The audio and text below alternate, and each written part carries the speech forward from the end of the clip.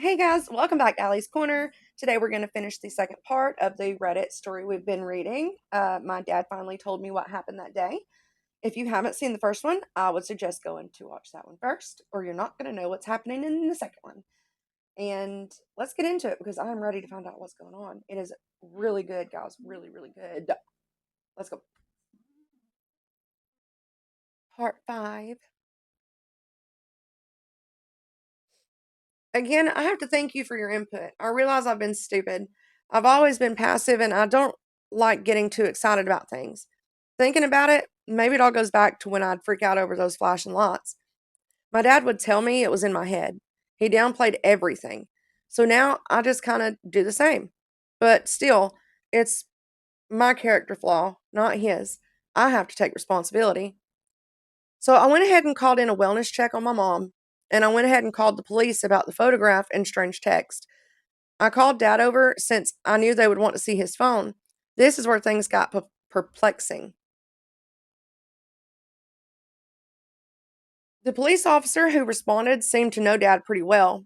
He was an older man, about dad's age, maybe a little older. I'd never met him before. Dad introduced him as Kirby and said they used to live a few houses from each other, back where they grew up. Kirby did most of what I expected from the police. He looked at the photograph. He checked out the text. He took my statement. He decided to hold on to the photograph just in case, but he said it wasn't likely there was anything the police could do about it. Once he was done with me, he gestured for my dad to come outside with him for a talk. I don't think he realized I saw. Dad told me to wait inside and he'd be back in a moment. There have just been so many secrets lately, so I listened at the door. Does he know anything about it? Kirby asked. If Dad answered, I couldn't hear it. That's what this is, isn't it? Sure looks like it. Again, no audible answer. What we did back then, he was saying, but Dad interrupted him to say, it was a long time ago. This here's just a dumb prank. Quit being stubborn and stupid, Francis. He said, nobody ever called Dad by Francis. It was always Frank or Frankie. Calling him Francis was a good way to break your jaw. So was calling him stupid, but Dad didn't say anything back. What the hell could this mean? Smarten up, Dad said. We did the right thing anyhow. You know it. Says you. Says me too. Someone might not agree. Watch yourself, Francis. Kirby got in the car and left right after that, assuming he, in the first question, was me. I can say, I don't know anything about what they were saying. I asked Dad when he came back in. He didn't get mad. He said it was just something that happened a long time ago and to mind my own business. I told him this had become my business. I reminded him that he told me about the pictures he found in the old house because he thought I was old enough to hear it now. He said, I guess I was wrong. That was that. I tried calling Mom to see if she had any insight, but there was no answer. Not unusual, though. I'm still glad I called to check on her.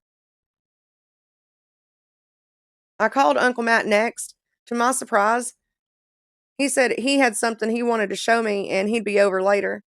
When he did come, what he showed me really shook me up, and it made things make a little more sense, but that's why it shook me. Uncle Matt's confession. Uncle Matt told me a lot more things happened when they were children than I'd ever hear about. Not that he wouldn't talk about them, but he didn't think he even could. Some of those things stuck with him, he said, and they'd bother him all the time. What he used to have fun doing started to make him feel sick. He thought about killing himself a few times. He even took himself to the sanatorium for a day. I had no idea about any of this. Neither did Dad, he said. He didn't want anyone to know. He started seeing a therapist after this, something Dad would have made fun of. I don't know if that's true, but that's what Uncle Matt thought. The therapist insisted he try hypnosis sessions because he was just holding back too much. He agreed. What he brought with him was an old cassette tape. The therapist let him keep one of the sessions. We put it in my CD cassette record player and listened. On the recording, Uncle Matt was talking about the day Flora disappeared. He said he remembered getting a call from someone to ask him to come to Timmy's. He knew the person talking to him wasn't Timmy. The person sounded weird and frantic. He tried to tell the person no, but this man kept saying he really was Timmy and he was really lonely down here and he needed them to come listen to the music records with him, especially the new one. On the recording, Uncle Matt said that he figured Timmy had to be there at least, and he wanted to hear the new record. So he got Flora and Dad. He didn't bother giving them any details about the phone call. On the way there, Dad left to go meet his girlfriend or something, so he and Flora went alone. When they got to the house, the front door was left open. They could hear the song Love Hurts playing from upstairs. They'd heard the song before, so they knew it wasn't the new album. That was good because they wanted to listen to it for the first time all together. When they got upstairs, Timmy wasn't there. He remembered the room smelled like burning tires. It never smelled like that before. Uncle Matt took the needle off the record. Then he noticed Flora backed up into the corner and whimpered. Uncle Matt looked where she was looking because she was looking right at something. He hadn't seen it at all, but there was a man lying down under the bed. His face poked out of the dark, just enough for them to see his blank stare and huge smile. His smile just didn't look right. There was no happiness in it at all. He started coming out from under the bed. The man was looking straight at Flora and shouted, "I don't see you in the dark anymore." Uncle Matt stood between Flora and the man because he was scared for Flora. The burning smell was stronger the closer the man got. He thought he'd seen the man before, a few years ago. The man put Love Hurts back on and laughed. The laugh sounded fake, like an animal imitating a human. He danced around them, laughing sometimes and then screaming like he was in pain. He kept putting the needle to the beginning of the track and dancing. One time when the man went to move the needle back to the beginning of Love Hurts, Uncle Matt told Flora to get out. She ran, but the man put his hand on Matt's shoulder. "I like you when you sleep," he said. He held Matt around the neck, and they danced backwards around the room, over and over. Sometimes he made sounds like a wounded creature. After a while, he let go and crawled back under the bed. He was lying on his back, looking up at the mattress. Uncle Matt figured he could leave. He was scared to try because he thought the man might stop him. But he started out of the room to the stairs anyway. He looked back just in case. The man wasn't under the bed anymore. He'd already gotten up and was just a few feet behind Uncle Matt. He froze when Uncle Matt looked at him and didn't move a muscle. Uncle Matt backed the rest of the way down the stairs and out of the house. The man never moved. If I just listened to my gut, we never would have gone there. If I kept Flora with me, she might have been okay. If I'd been smarter and gone with her right away, she'd be okay. All the time, I know it's my fault she's gone and she ain't coming back. That's where the tape ended. Uncle Matt listened to the whole tape with me, with his head down. He told me he really doesn't remember it happening that way at all.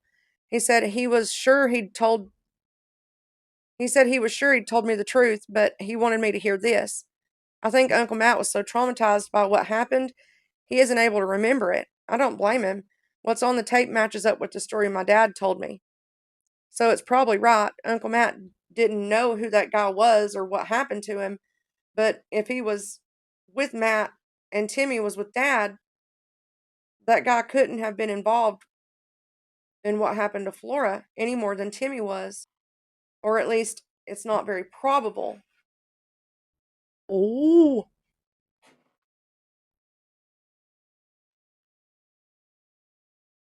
Dad's confessions. Another bit of information just fell into my lap. It's funny the way things happen all at once. Like you'll never have heard an old song, then suddenly you hear it 3 times in one day. Mom called later that same day. She wanted to know what I'd called for. I told her about what I overheard Dad and Kirby saying. She said she never wanted to believe it, but it must be true. I told her she had to tell me, and she agreed. What she told me isn't what I expected at all. She said a long time ago, a sad, lonely man was placed in the sanatorium when they found him living in the walls of the hospital. He had no family and no friends. After they determined he was homeless, they released him. He wandered through the woods for days. He wandered so far back he got lost and was thirsty and hungry. Then he found a house. He thought it was strange for a house to be in the middle of the woods, but he needed food and water. An old man came to the door and let him in. He had no idea how long he was in there. Something bad happened in that house, so he ran away from the house as fast as he could go. He ran until he came to a little one-store town, Dad's hometown. Some of the children in the town would talk to him and bring him sandwiches because he made them think he was a good ghost. One lonely boy in particular gave him a place to stay. Timmy showed him music and got him all the food he wanted. He taught Timmy all the tricks he'd learned in his life, hiding and listening and crawling, and the things he'd learned from the house in the woods. He got so used to the boy, he would get mad if Timmy left the home or did anything but spend time with him.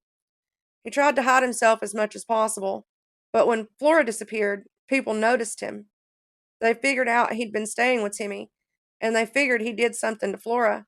My dad remembered what Flora had said about seeing a man in the woods, and he remembered the voice in the bathroom sink. He riled up everyone against the man, so he hid even more. He hid well enough everyone thought he was just gone. When he thought they'd all forgotten, he figured he could go back to normal, but they hadn't forgotten. Dad saw him. He got some people in town together. They chased him all the way to Dad's house. Dad followed him under the house.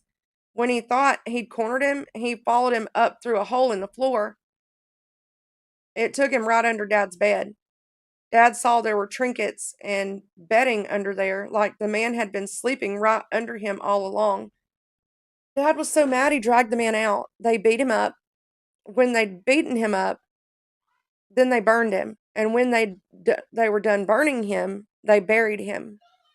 They never talked about it since. They agreed they just did what they had to do, but what they did was murder.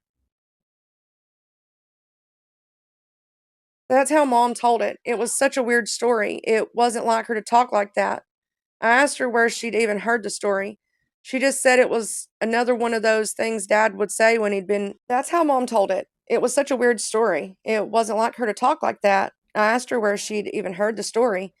She just said it was another one of those things Dad would say when he'd been in the gin. She said that one took a lot of gin. It bothered him more than anything else. I didn't know whether to believe it or not. I changed the subject. I told her I called a wellness check on her because I was worried. She told me I shouldn't have done that. Why? She said I was wasting police time. She wasn't even at her home. She was on a business trip. I guess this whole thing has made me bolder. The next day I confronted Dad about what Mom told me. I asked him if this was true. He just asked, "Where did you hear that?" I told him Mom said, "I'll never forget this one for the rest of my life." He placed his hands on my shoulders like he's only done once before, when he gave me the life advice I'd need after graduating high school. And he said, "Son, I never told your mother that, and she's not from our town."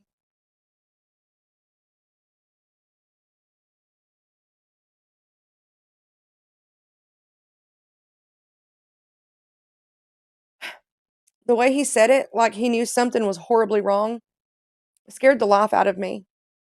This mystery is upsetting my life and family in the worst way because it's in my ideas. He brushed it off as Mom being a major B. I think there was something more. I still don't know if the story was true or false. He won't give me a straight answer. He won't deny it either. Lastly, I did get a response on the wellness check. They were let into Mom's home by a house sitter. The sitter said she's been in the home for a week and there's nothing to worry about. The officer called Mom and she backed up everything the sitter said. Looks like Mom's story checks out. The officer who called me said he was running a trace on her cell phone anyway because something wasn't sitting right. I'm not sure where to go with this investigation next. I'm a little scared to keep going, to be honest. Even if I knew what to do next, if I find out anything more, as always, I'll share. Part 6. I think this one and one more, part 7. This is so good. I like it. Do y'all like it so far? If you're still with me, like this is an hour and something in. Anyways, It's been a rough week and I haven't been able to reply to comments. You'll understand why after reading. But I still need to write this, get it out. I don't think you know what a support you all have been. After my last update, I did something I haven't done since Mom left. I broke down. I called Mom up and told her everything that's been going on and how it's been affecting me. I told her I couldn't take it anymore. I have a regular life I should be leading. I have a job and friends, but I'm trapped in this maze of lies and secrets. Yes, I can get very dramatic. She said she would book a flight immediately. Then we'd get with my dad and talk things over, all three of us. I told her she didn't have to do that. I know she's busy. Plus, she and dad still hate each other. She told me she still loves dad and always has. They just had too many differences. He couldn't accept her for who she was, but she always thought it was their destiny to be together. Her happiness in life was the hope that we'd all be family, like we should be. I don't know if she was just saying this to make me feel better. It did make me feel better. It also felt weird hearing Mom talk like this. She was never the most emotional person. Apparently, none of your family is emotional. Start over.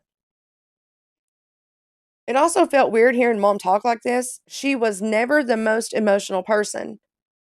I thought that's why she was a good fit for dad, because you have to be thick skinned to be around him. She said she'd see me soon to put an end to this. And she said, I hope your dad makes the right choice. I wondered what she was referring to, but she was gone before I could ask. I called up Dad right away to let him know because her flight couldn't take longer than 4 or 5 hours. She'd be arriving in time for dinner. As I expected, this wasn't welcome news to him, but not for the reason I expected. Turns out he's been getting reacquainted with Betty Coffin. I said that seems like a strange coincidence, but not at all. Telling the story reminded him of her. Curbs, son, is how he described her. She'd sent him a message a while back telling him she'd gotten back into town. He'd just been too busy to write her back, and then he forgot. So happened they made dinner plans that evening. He'd be going to her place. Dad hadn't really bothered much with relationships after he and Mom divorced. He'd tried. Ever so often he'd meet a woman he really liked and seemed to like him well enough to introduce her to me. Something would always happen that scared them away. He used to joke that he was cursed. I think he probably internalized that. It was pretty much never his fault, though. Sonia accused him of calling her in the middle of the night and telling her weird things. I overheard the fight. I remember one of the things, you'd be so much better without bones, and that he kept calling her jellyfish. I know Dad wouldn't do that. He would never think of something so surreal in a million years, but she believed it was him. Andrea said she started to notice things in her house would move while she was asleep, and it only started when she started seeing Dad. Her CD collection in particular. She said one night she woke up because she heard Dad get up and go to the kitchen. She looked out into the kitchen and saw him staring into the fridge. She started drifting back to sleep again when she heard more noises. The fridge door was still open, but she couldn't see him anymore. This got her mad, so she shouted for him to keep it down and close the fridge door. That's when Dad said, What the hell's going on? He was still laying in the bed right beside her. She wouldn't have anything to do with him after that. Parker was my favorite of all Dad's girlfriends. She was a tomboy type. She loved camping and she'd travel a lot, so I'd hear about all different countries from her. She also talked about strange things happening while with Dad, like hearing him talk to her while he wasn't in the room, but she didn't let it get to her. They were together for a while. One night she had an accident while driving out into a remote stretch that leads to a dinky copper mining town nearby. She died a day later in the hospital from complications. It didn't seem important at the time, but now I remember Dad wondering why she'd been driving out that way anyways, and her sister yelling at Dad that he'd told Parker to meet him out there. There were other incidents. I probably don't know about them all, but this one, back when I got Dad set up on ICQ in like 2000 or so, he started talking to this chick. He said she hit him up. He was a two-finger typer, so I imagine it took him a while to bang out messages. After he got interested enough to ask her pictures, she sent him a zip file full of them, all pictures of himself with a black silhouette. I traced the account as best as I could, and it got me an address, the general store out at the national park. He just wanted to drop it, and we did. Anyways, with so much bad luck and love, I guess I was happy for him. He shouldn't be alone forever. It was just awful timing. I wondered if he was even putting her in danger by dating her. But I couldn't tell him that. I told him I'd deal with Mom, and he could have his date. While I waited around for Mom to call and let me know she'd arrived, I decided to search the house for holes, bedding and such. I don't think that's paranoia at this point, but there were no holes under the beds, no nests in the closet. The plumbing seemed secure and the vents blew air smoothly. Then I noticed the fridge didn't look straight. I actually thought I was being ridiculous, so I tried to distract myself. I ended up pulling it out anyway. I never believed anything would be there, but there it was. A little hole, size enough for a little boy to squeeze into. I got a flashlight and my machete. I was so sure someone's hand would grab me the moment I put my head in. No one was in there, though. The space was only wide enough for a very slim man to stand very stiff, and I didn't see any holes in the wall where he could look into the next room, my bedroom. He would have just been standing there, staring into the darkness behind my fridge. What would be the point? I kept wondering. Then I saw the doll. It was made of twigs and had my face on it. Just looking made me feel uncomfortable. I refused to touch it. Call me superstitious, but it felt unnatural. I'd only made the discovery when I saw another doll behind it, bigger and seeming to watch the smaller doll. Its face was a picture of someone who just looked evil. I don't know what evil should really look like. I just know this face made me feel like evil was there. I've learned my lesson. I immediately called the police and requested Detective Kirby. When he got on the line, before I had the chance to speak, he asked me if I was okay and if I was alone. I answered yes to both questions, as far as I know, but I wanted to know why. He said he'd been about to call me. He said they'd just gotten word from the police department in my mom's town. He hesitated. I figured they'd found someone broke into her house or a creepy letter, but what he had to say was a lot worse than that. They'd found what they believed to be her body deep in the wooded area. It was so remote, it was pure chance. A camper found her. I assured him that whoever they found was not my mother. I had just spoken to her. She was on her way. The line went silent. I insisted that I be allowed to make an identification so they can drop this nonsense. Kirby said the body was past identifying. She'd been dead for over a year. Dental records confirmed it was her. The only identifiable thing was her Ramones t shirt.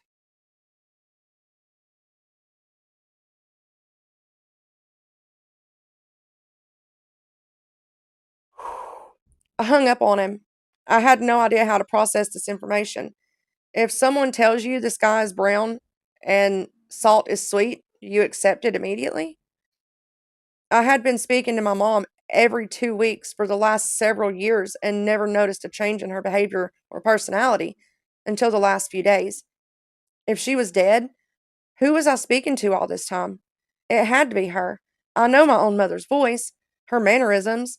She knew everything my mom should know. So I started to wonder about this Detective Kirby character. Maybe he wasn't on the level. He seemed to have a strange hold over my dad, calling him Francis like that. So I called the police department in Mom's town. When I identified myself, I was immediately transferred to a detective. He told me the trace on the phone had come back. All calls from that phone were coming from my own town. Moreover, the phone is even registered to a local address. I felt an emptiness inside. I still feel it. It's only gotten worse. I didn't even have to ask about Detective Kirby anymore. I asked anyway, and it was confirmed, but I already knew. It couldn't have been my mother I've been talking to. She was dead. I needed to let Dad know right away. I tried calling him. It went straight to voicemail. I hoped this meant he was already with Betty and was safe. I decided to look up Betty Coffin so I could call her and reach him that way. I found her number with an online phone lookup. It was a landline. I called it just in case. Maybe someone in her household knew her cell number.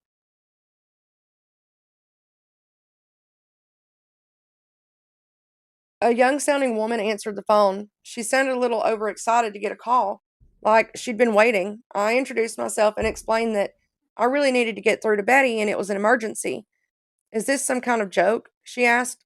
I almost lost my temper, but she explained first. My mother has been missing for a week, sir. I called Detective Kirby back. I told him he had to go to my dad's right away because he was in trouble. I called Detective Kirby back. I told him he had to get to dad's right away because he was in trouble. In as succinct a manner as possible, I told him what I knew. I was hyperventilating. I don't know how he understood half of it. I'm so glad he listened and believed me, though. I couldn't stand just waiting at home. I got in my car and rushed to Dad's. The lights were on when I arrived. That was a good sign, I thought. The front door was unlocked. When I walked in, I heard music. I recognized the song, actually. It was Bobby Darin's Dream Lover. I'd never heard Dad listen to anything but country, but maybe he was trying to impress the girl. Maybe she came to his place instead. I called out for him, but he didn't answer. Dad's always had such amazing hearing, even at his age. He could hear way better than me. And he was a great dad. I haven't always made him sound great, but he's my hero, you know? I knew something was wrong when he didn't answer. I searched everywhere downstairs. The damn song kept playing on a loop.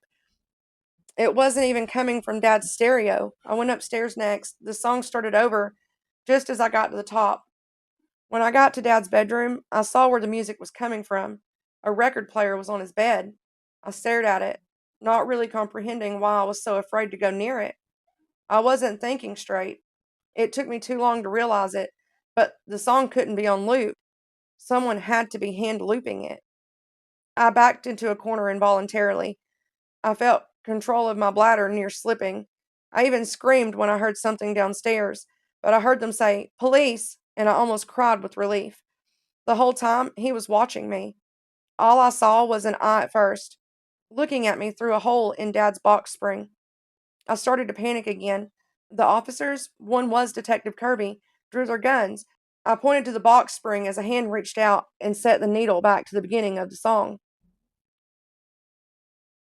They demanded the man get out. He started to make awful sounds. I'd never heard anything like it. Inhumane screams, and one intelligible thing in all the screams, and one intelligible thing in all the screams, sleep in me. Cold chills swept over me like only once before. They finally dug him out. It was the man I'd seen at the building site, the weirdo that shouted at me, the same one that gave me chills before. He was wearing a dress and a wig, with some smeared makeup and bloodied nose, but it was the same man. I could barely stand to look at the creature, but he wouldn't stop staring at me. I asked where Dad was, and he said, in my mother's voice, "Giving birth to you was the happiest day of my life." I felt nauseous.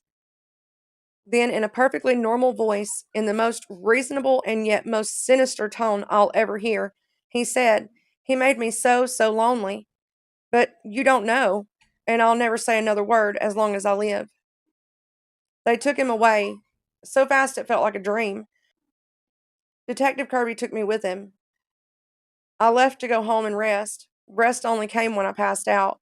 And while I slept, they found Dad. The address my mom's cell phone was registered to was the same house where Dad found the photos. Betty must have called him out there. He'd been stabbed in the neck multiple times. He's the toughest guy ever. So he was still alive when the police found him. But it was too much. He didn't make it. That's really all I can say now. This was almost impossible to write. I think I must still be in shock to have written it at all. There's a little more I need to say, but it's going to have to wait a few days. Hey guys, before we continue, don't forget to subscribe. And thank you. It means more than you know. Now let's get back to our videos. Part 7. The End. Loose ends. I really wanted to just drop this, crawl up in a ball, and forget everything. But I have to put all the pieces together. What I have of them, anyway. I owe it to my mom and dad and myself, and to all of you for standing with me during this nightmare.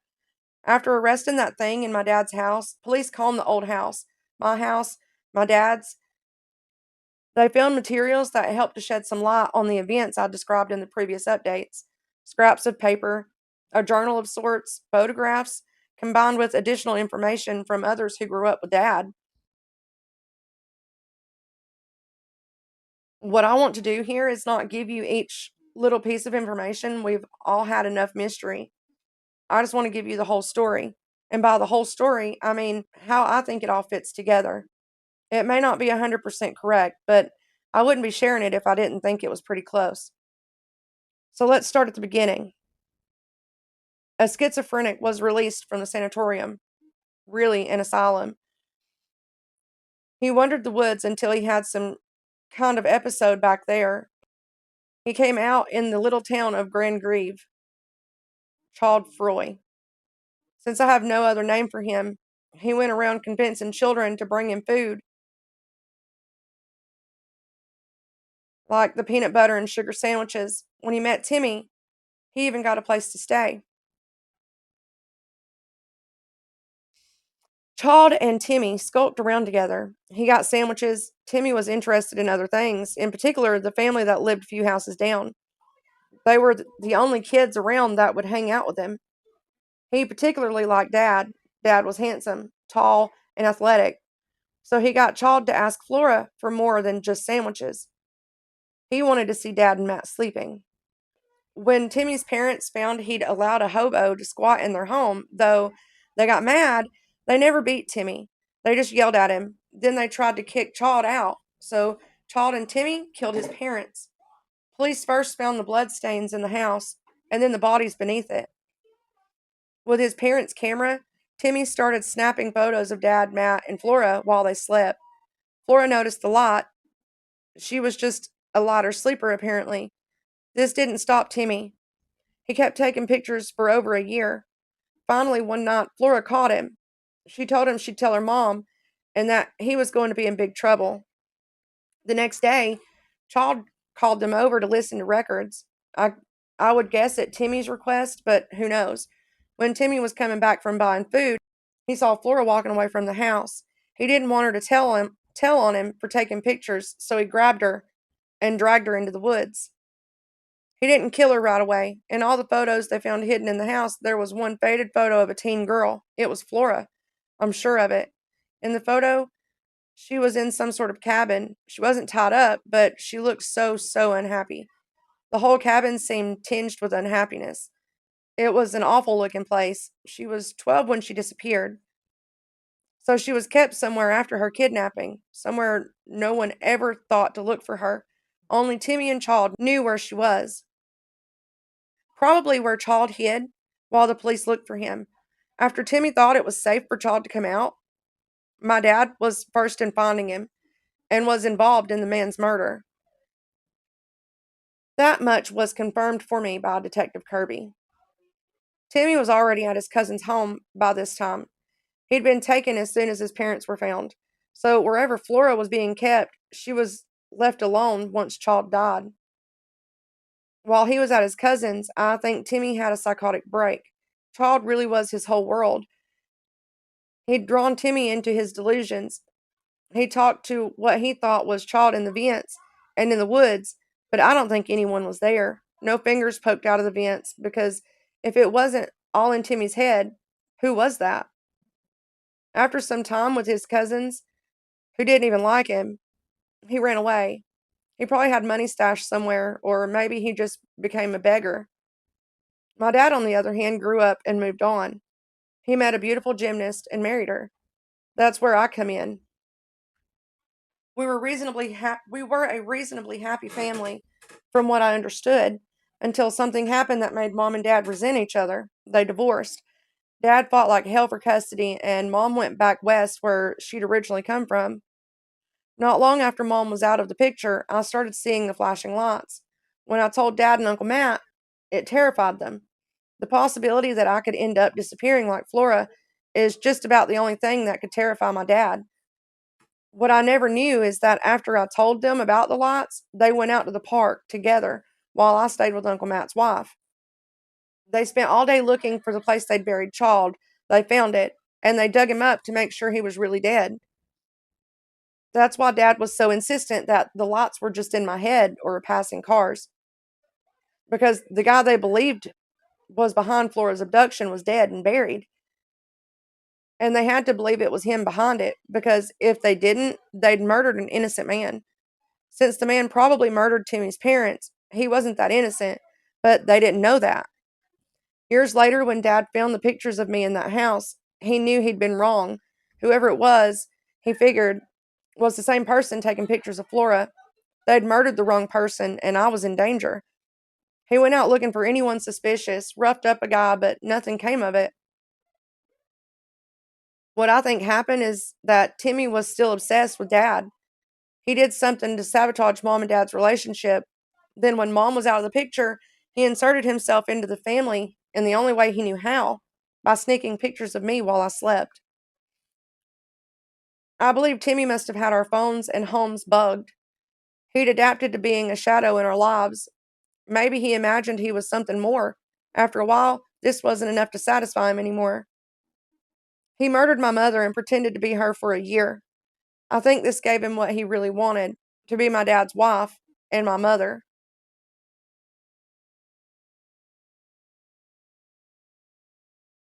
His obsession with my dad wasn't just admiration, he was in love with him. He resented my mom, hated her even, for taking what he believed was his. He wasn't taking my picture because he wanted to scare me or abduct me. He thought he was being motherly. He drew pictures of himself nursing me and Dad smiling behind. And whenever Dad found a new girl he was interested in, Timmy had to take her out of the picture like a jealous wife. He believed his delusions sometimes. When I let Mom, know that I was investigating these events, I think it made him feel more important in our lives. I think it also threatened him. Becoming aware of him was ruining his illusion that he wasn't really my mom. That's when he started acting out.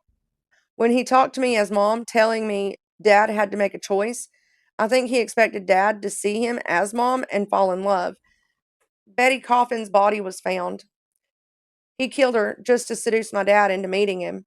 The choice was between Betty or Mom, because Dad chose Betty. He killed him. He ran back to Dad's house and into the box spring where he'd been living for a few weeks. The music, the makeup, and dress was all supposed to be for Dad's reunion with Mom if he'd chosen her. I wish I hadn't encouraged Dad to go on the date. If I hadn't, he might still be alive. The whole thing is so stupid: insanity, obsession, and loneliness, all unprovoked by us. I hate him and I want him to rot, but then I don't even know why. He was really just crazy. The kicker. I wrote all this feeling real sure of myself last night. It was therapeutic, at least. I needed to put it all in some sort of order. This morning, I got news that just shakes it all up. You all remember the Etch a Sketch, right? Like that. While everything I said is, in a way, still true, there's one very important part that's wrong. A part that makes a lot of it make no sense at all.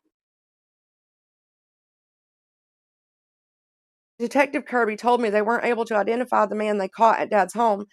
However, they could positively state who he wasn't. This man was not Timmy Jean. Timmy is a resident at a group home over 300 miles away, where he's been for the past 4 years. He's practically a shut in, Kirby said. He never goes anywhere, ever. The man they arrested has no identification. His prints aren't in the system, no dental records, nothing. And he's so far stuck to his promise, he hasn't spoken since that night. Other prisoners avoid him like they're afraid. They won't even say why, just that there's something wrong, and they're right. One last thing. The last thing I want to leave you all with is a strange story I heard from an old friend of my dad's. Dad's friend is a ranger at the national park where Dad's town used to be. He said over the years he heard odd stories about the things deep in the woods, but one from not too long ago stands out, and he felt the urge to tell it to me. I have no idea why, and I can't say it connects to anything else. It's nothing to do with my family or Timmy, it just feels like it fits somehow. A couple from out of town was in the area to do some hiking. The park connects to the Appalachian Trail, so a lot of experienced hikers come through.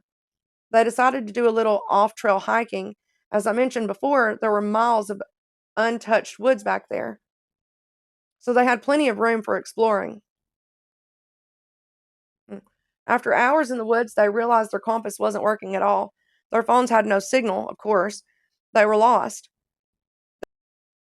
That deep in, the woods were pretty dense and the sun was starting to set. They were experienced enough to have adequate water rations and camping gear, so they didn't panic. But they kept walking, hoping to make it to a road or ranger's camp. When it got too dark to see, they started to set up camp. When the girl tells her boyfriend she can see a light, he looks and sees it too. It looks like artificial light. They weren't sure if they were still deep in the woods or not, but it felt eerie. They walked carefully towards it, using an emergency flashlight. They couldn't hear traffic as they got near and saw no other lights, but the lights seemed to be coming from a real house.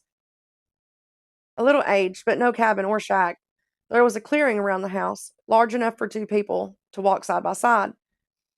The guy insisted they examine the perimeter first. His girlfriend thought he was being ridiculous, but he told her he had a bad feeling about the place. She thought the woods at night was just making him jumpy. Still, she went along. Shingled roof, wood sided walls, curtained windows, and even a front porch. What they couldn't find was a road, or even a path, or trail. Nothing but woods. The woods surrounded the whole circumference, as densely as any part of the woods. That didn't sit right at all. But they needed help. They knocked on the only door. An older man answered the door pretty quickly. He he looked well groomed, dressed in a nice shirt and pullover sweater. "Evening, strangers," he said, like it was no big deal. The boyfriend apologized for bothering him and explained how they'd been wandering the woods all day and his house was the first they'd found. The man was understanding. He invited them in and seated them in his living room. It was nicely decorated and toasty inside. They didn't even notice her at first, but there was a woman seated in the corner of the room. She didn't say anything, but nodded politely to them when they noticed. The guy and girl exchanged glances. They felt horribly uncomfortable. The man returned to the living room with a tray of tea. He sat it in front of them, then sat across from them. They poured themselves a cup. The man watched them very carefully. They didn't like the way he scrutinized them. The fire crackled and popped sinisterly, it seemed to them, behind him. The tension of the silence kept mounting, so the guy decided to say something. He noted that he hadn't seen any roads or paths around the house. "Nope," the man agreed. So he asked how the man comes and goes. To this, he says he stays put. "How about supplies?" The man leans back in the chair and looks at the guy suspiciously. "You're awful curious," he says. They heard a strange, wet thudding noise somewhere else inside the house right then. The man doesn't react, so they pretend to ignore it. But they were both starting to get nervous being in the place. The guy asked the man how far from the nearest road they were. He was calculating in his head if they had enough battery to see. He was calculating in his head if they had enough battery to see them to it in the dark. The man answered that they were very far away from roads on all sides. The girl said it was weird to her that the place was so hidden because unless someone knew it was there or stumbled on it by pure chance, no one would ever find it. There couldn't be an address, after all, if there was no road. The man asked which they were and then said, "How do I know you didn't come here to kill me?" They didn't know what to say to that, but they figured it was a joke and laughed uncomfortably. But he just smirked at them. He excused himself then and vanished around the corner into the dark hallway. While they were alone, they looked around the room. There was a painting hanging over the fireplace that kept catching the guy's attention. He didn't know why. He hated art. It was a scene of a couple walking through a clearing. There were thick shrubs around. Now that he looked at the painting more closely, he saw something he swore wasn't there before. Staring out from one of the shrubs was a man's face, watching the couple with a look of pure hate. He was really creeped out, but he didn't want his girlfriend to see it. They drank more of the tea because it was warm. They'd taken a few gulps when they noticed the girl in the corner again. They only noticed her this time because she was shaking her head, almost imperceptibly. But she kept doing it, shaking her head and looking at the teacups. She became perfectly still again when the man returned. The guy tried to explain to the man that they must be going. He didn't feel well, and there had been way too many red flags to keep ignoring. But the words that came out of his mouth were slurred and ineffectual, and he passed out. When he woke up, he had an awful headache. He shook his girlfriend awake as well. They realized they'd slept for some time. The guy suspected they'd been drugged, but couldn't be certain. The man was nowhere to be seen, neither was the woman, and their gear was missing. They wanted to leave right away, but they needed their supplies. They had no idea how far from the road they were, so they went searching for rooms of the house. There were 3 doors down the hall, all led to bedrooms. The first 2 were empty. So was the last, but it had their gear on the middle of a child's bed. They grabbed their stuff and prepared to leave, but the guy saw a curtain covering an opening at the very end of the hall, and he had to know. He pulled it open. It was just a closet. The man and the woman must have left the house, he thought. Then he noticed his girlfriend's face. She was terrified of something, so much she was backing away and tugging at him.